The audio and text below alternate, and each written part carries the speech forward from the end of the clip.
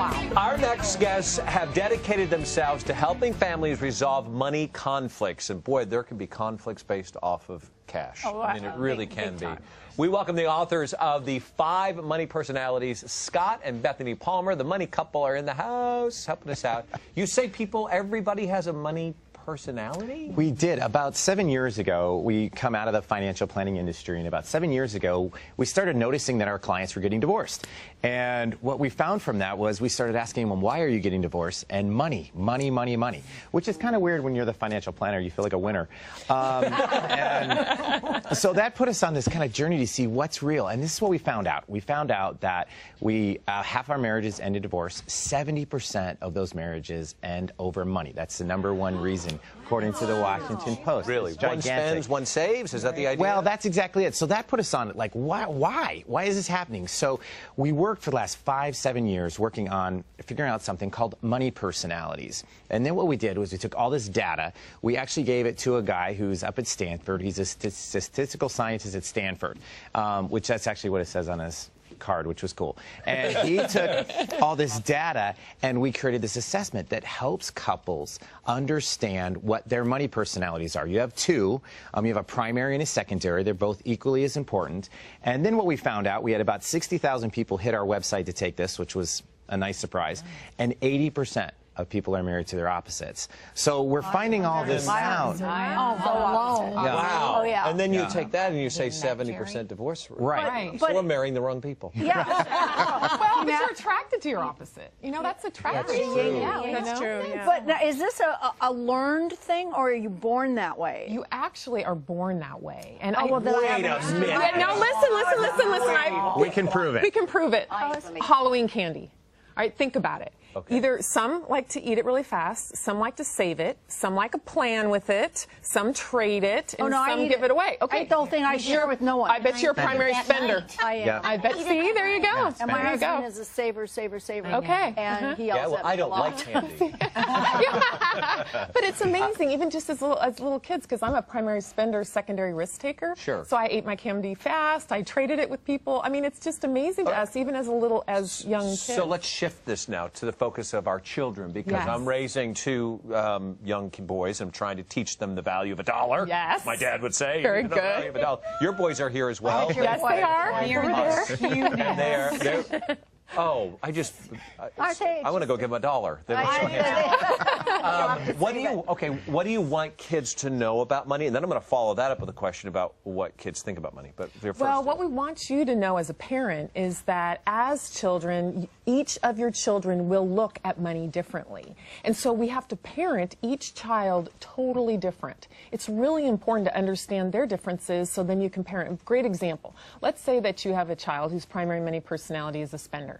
And you're talking to them about a budget and how they have to save all this money. Are they going to turn you off? Yes, they're absolutely going to turn you off. So talk to them about how you're going to teach them about having a spending plan, how they're going to be able to spend money. So it's those little things that's going to be able to actually open their ears so they can hear you and they can understand and then apply the principles that you're teaching them. At what age should you start talking to your children about money?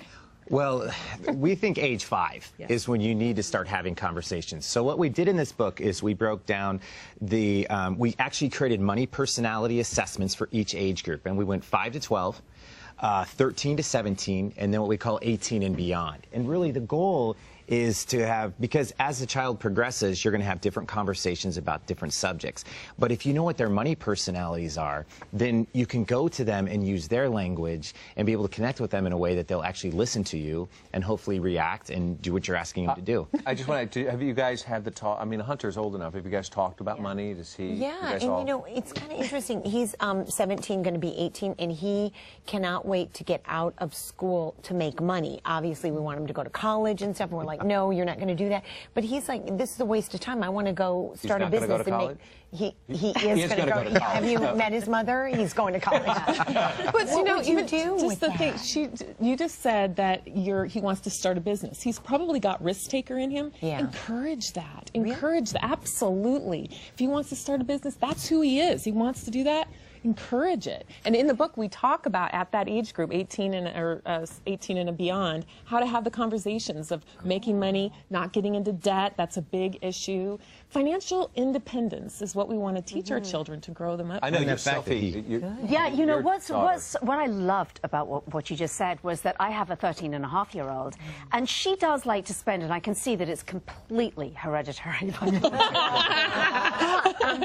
But I love the way that you framed it as a positive thing, because so often the way that I was raised, in a way I can fall into that trap of saying, well, that you shouldn't be, but to say to her, let's do a spending plan. She'd be like, yes! Exactly. Yeah, that's exactly. Yeah. And my mom, for example, she is primary saver, secondary security seeker. I'm primary spender, secondary risk taker. I mean, we butt heads all the time.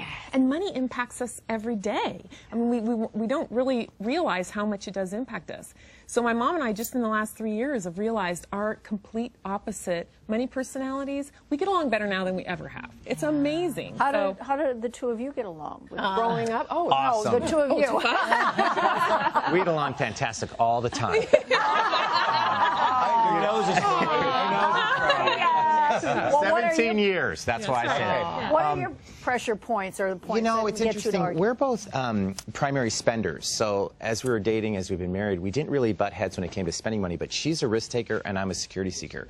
So she would come up with this idea and I'd be like, whoa, back that boat up. We're not spending the money that way. No. Yeah. I'm a big no guy. Kind of aggravated. It is. But you know, I will say this, and maybe this is the security seeker in myself, but I think a lot of people's lives are determined by their spending habits early on. They get out of school, they get in debt, they try to pursue a career, but they're too busy working at the pizza factory to pay off the bills and pay the rent. So That's they why can't take those chances to go out and maybe not work for a while and interview and pursue that job. Absolutely. And so what are some of the questions that we ask of ourselves to determine, like when we go on to the survey and whatnot? How do we take it? What are some of the things that are going to be asked? Sure, absolutely. It kind of, like I said, we've got the 5 to 12-year-olds, so we geared those questions towards the kids to really be something that you would deal with when you're 5 to 12. How do you handle your Halloween candy?